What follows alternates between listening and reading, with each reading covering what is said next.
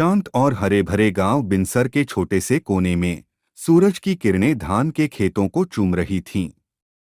हरियाली में बसा यह गांव जहां कुदरत अपने शबाब पर थी, वहीं दो बाल मित्र अर्जुन और विनोद बचपन से ही गांव के गली मोहल्लों में मस्ती करते रहे थे। उनकी दोस्ती गांव की तरह पुरानी और गहरी थी। अर्जुन और विनोद हमेशा मिलकर शरारतें करते थे। कभी खेतों में छिपकर आम तोड़ते, तो कभी नदी किनारे जाकर मछलियों को पकड़ने का खेल खेलते। उनकी हंसी ठिठोली पूरे गांव में गूंजती रहती। हर कोई उनकी दोस्ती और नटखट मिजाज। गर्मी की छुट्टियों में गांव में एक कुश्ती प्रतियोगिता आयोजित हुई।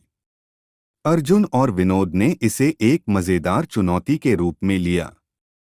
विनोद ने अर्जुन को कुश्ती में हराने की ठान ली, लेकिन अर्जुन भी पीछे नहीं था।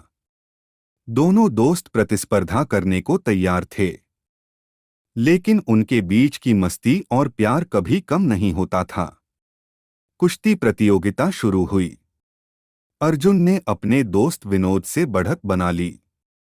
विनोद संघर्ष कर रहा था, लेकिन अर्जुन के दिल में अपने दोस्त के लिए कभी हारने की भावना नहीं थी। आखिरी क्षणों में अर्जुन ने जानबूझकर अपनी पकड़ ढीली कर दी ताकि विनोद जीत सके।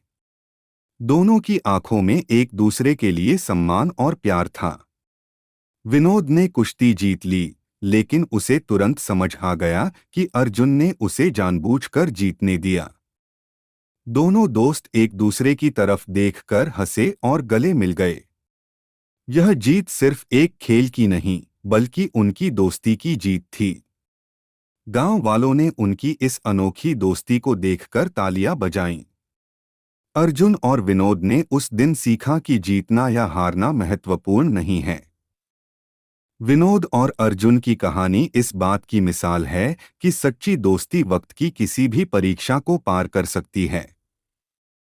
चाहे हालात कैसे भी हों, दोस्ती की धूप छांव हमेशा साथ चलती है।